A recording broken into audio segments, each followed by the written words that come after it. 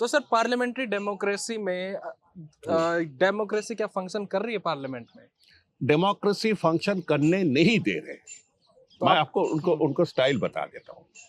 पहले ये है कि गुजरात में 100 दिन में मैंने एक साल में उन्होंने 10 या 12 दिन तक हाउस खुला रखते बिल या कुछ अप्रूवल लेने के लिए। 1 2 3 4 1 2 3 4 करके 7-8 दिन में उनका जो संसद नहीं असेंबली है, विधानसभा है, काम खत्म कर देते। सोचा था यही करेंगे। आके तो पहले नाटक किया, तो सीढ़ी पर जाके चुमा दिया, वहां पर सैनिटाइज किया हुआ था जगह, लेकिन अच्छा, कैमरा के वजह से चुमा माथा दिया, टेका था प्राइम मिनिस्टर। माथा टेका था, चुमा दिया था, जो भी हो।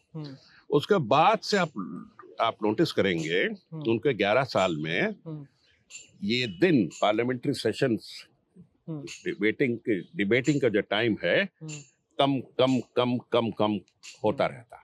और इनका स्टाइल यह है कि पार्लियामेंट शुरू होने से पहले एक मुद्दा उठाएंगे प्रेस में, वो ये कंट्रोवर्सी उठाएंगे जिसकी वजह से विरोधी ऑपोजिशन अपने आप गुस्सा हो जाएगा। वो चाहते कि गुस्सा हो जाए, उनको ऐसा इंसल्ट करे तो पहले दिन से शुरू हो जाता कि नारेबाजी जैसे शुरू हो जाते, तो ये बोलते कोई डिबेट नॉट अलाउड। इनके पास जो है, जो एक स्पीकर, एक चेयरमैन, हमारे टाइम में जो चेयरमैन थे उसके बारे जितना कम कहूँ वही सही रहे। फिर भी इतना क्या कहूँ, सरकारी पक्ष लेने के बावजूद भी उनको हटाया गया था। जो भी हो, इनका ये है कि चेयरमैन ऑफ द हाउस जो स्पीकर है उससे कहलवाए कि नहीं, नो डिस्कशन अलाउड। जैसा एक ऐसी बात कहेंगे आप तो वॉकआउट हो जाए, जैसे वॉकआउट हो जाए बिल पास कर दे।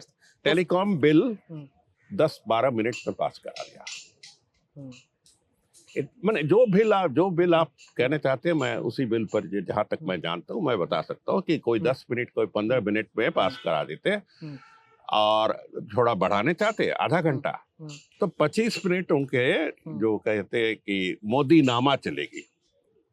हमारे मोदी जी के वजह से चांद बने, सूरज बने, ऐसा नामा। इनको तो शर्म भी नहीं है ना। जब मोदी नामा शुरू करते कोई शर्म की बात भी होती है, कोई शर्म वरम नहीं। मोदी नामा चलाएंगे 25 मिनट, 5 मिनट हम लोग चिल्लाएंगे, बोलेंगे नहीं नहीं बैठा बैठा बैठा, स्कूल चिल्ड्रन जैसे बैठा बैठा बैठा बिल पास। ओके, तो ये चीज ऑपोजिशन को समझ क्यों नहीं आ रही? क्या समझ में आए कि अगर सरकार इस तरीके से हाउस सरकार को तो माइनॉरिटी तो सरकार है। हाँ। अभी भी जो सरकार है ये तो माइनॉरिटी सरकार है। वो कहे कि दोनों दल, एक बिहार में एक आंध्रा में बहुत सारे पैसे देके, रकम देके, बहुत सारे वादा करके उनको साथ लाए। पैसा देके जिसको साथ लाते उसको आप क्या कहते हैं हिंदी में, मुझे तो पता नहीं, बाकी भाषा में क्या कहते हैं। इंग्लिश में कह दीजिए उसको। नहीं, उसको तो ब्राइबरी कहते हैं इंग्लिश में, करके लाए हैं, रिश्वतखोरी।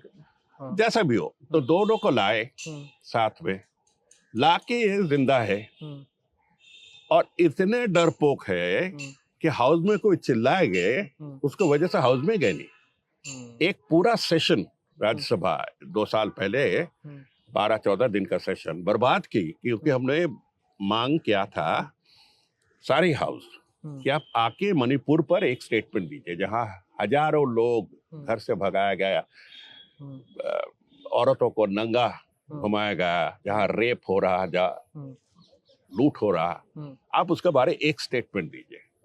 12-14 दिन उन्होंने स्टेटमेंट तक नहीं दिया, डर के मारे। क्या स्टेटमेंट दिए? गए तो 2.5 साल बाद, उस 2.5 साल में तो 37 या 38 कंट्री घूम के आ गए।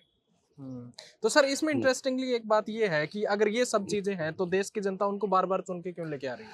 इलेक्शन मशीनरी आजकल जो मॉडर्न जमाना 21st सेंचुरी में जो इलेक्शन मशीनरी है वो एक, मैं क्या कहूँ, एक इंडस्ट्रियल मशीनरी है। सारे के सारे एक इंडस्ट्री बन गए। एक तरफ से स्लोगन बनाएंगे, एड कंपनी, जितने सारे इनके स्कीम है ना, ये हमारी ब्यूरोक्रेसी से नहीं आया। वो स्मार्ट, वो खेलते ना शब्द लेके, बच्चों लोग जो खेलते ना स्क्रैबल बोलते, ये एड एजेंसी बैठ के 1000 करोड़ों के लिए स्क्रैबल बनाते शब्द की, हर पास स्मार्ट डाट ऐसा करके शब्द बनाते, और सबके आगे पीएम का नाम। एक ही स्कीम था, पीएम का नाम नहीं था, महात्मा गांधी जी का नाम था, उस स्कीम को बर्बाद कर दिया। आके एक तो साइकोलॉजिकल है कि हमारे पीएम है तो उसके वजह से आवास मिल रहे हैं। इससे पहले तो उसका नाम क्या था, इंदिरा आवास योजना।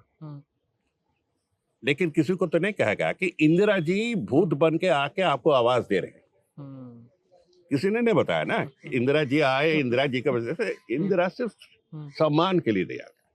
अभी अगर पीएम आवास योजना की पीएम खुद दे रहे हैं। अरे भैया, हर ट्रेन जो हमारे जमाने में वो स्टेशन मास्टर फ्लैग करते थे दो ताली में, जो हर ट्रेन वो फ्लैग करते ताकि हर ट्रेन पर लगाए छाप लगाए कि मेरे वजह से ट्रेन चलती है। बट जब ट्रेन में एक्सीडेंट होता वो तब सैन फ्रांसिस्को या कहीं ना कहीं बैठे रहते, रिस्पॉन्सिबिलिटी नहीं लेते।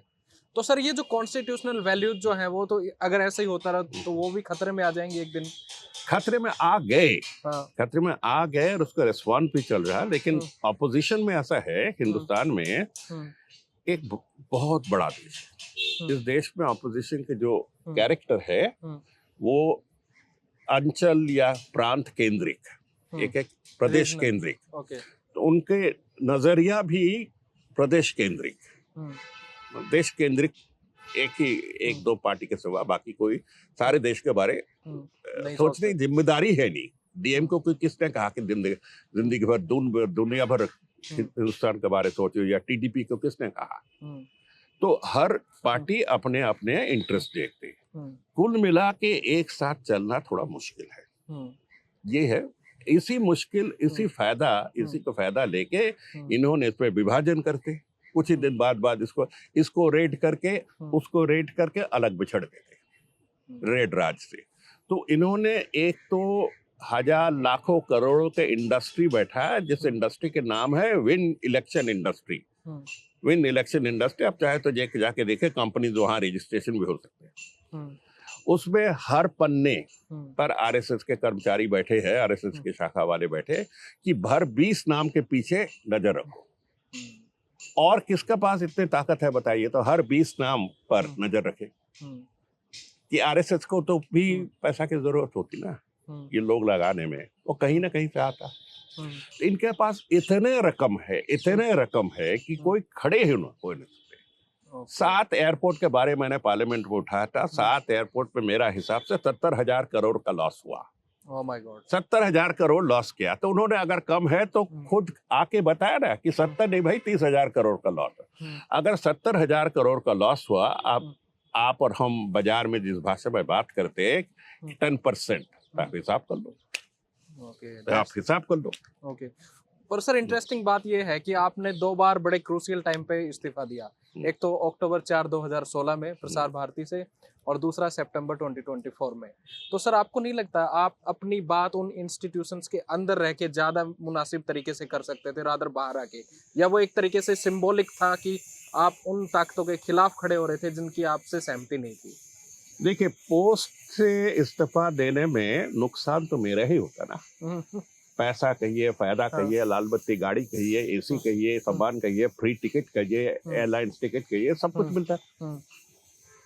तो बहुत ही बेवकूफ आदमी है ना जो ये सब छोड़ के आ जाते हैं। देखिए, जिंदगी में सबसे महंगा चीज है हमारे विवेक, दिल जो कहते हैं। एक पॉइंट आ जाता जहां मैं देखता कि इनके साथ रहने से मुझे बहुत कॉम्प्रोमाइज करना पड़ेगा, इनके बहुत सारी बात माननी पड़ेगी। जैसा ट्रम्प के साथ इनके बन गए ना, ट्रम्प डील कह रहे हैं। अरे भैया, बहुत सारे कॉम्प्रोमाइज हम सबको कुछ ना कुछ 19-20 करना पड़ता है, क्योंकि अपना विल तो सब जगह अपना ये तो चला नहीं पाएंगे। फिर कॉम्प्रोमाइज की एक लिमिट होती। जब मैं देखा प्रसार भारती में, प्रसार भारती नागपुर का एक आउटफिट बन गया। प्रसार भारती में नागपुर से चुन के आदमी भेज रहे और चेयरमैन उसको अपॉइंटमेंट दे रहे, और ये नागपुर वाले जो घूम रहे टीका लगा के, ये हमें काम ही नहीं करने देंगे।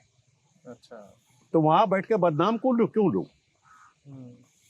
जैसा मान लीजिए कि आरएसएस के जो विजयादशमी स्पीच है, हाँ, वो बिना पूछे उन्होंने टेलीकास्ट कर दिया। हमसे बात ही नहीं किया। डीजी अच्छा। न्यूज से बात किया, डीजी दूरदर्शन से बात किया, अपने अपने आदमी को बैठा के करा लिया। अगर मैं कहूँ कि तब सीपीआईएम को विजयवाड़ा कॉन्फ्रेंस को हम क्यों नहीं प्रचार करेंगे, ठीक कांग्रेस का कोई सभा क्यों नहीं प्रचार करेंगे, है। ये सुनने वाले हैं नहीं। तो ये पीछे से काम करते, मुझे घेर दिया चारों तरफ ऐसा करके, तो इसमें सम्मान की बात थी। मैंने सोचा कि ये जो हम कहते हैं लाल बत्ती, फ्री एड टिकट, ये सब छोड़ दो, इनके अपने पास रहने दो, इनको अपने जिम्मेदारी लेने दो। आज लोग सब लोग को पता चल गया कि प्रसार भारती कभी ना मर गए, बन गया प्रचार भारती।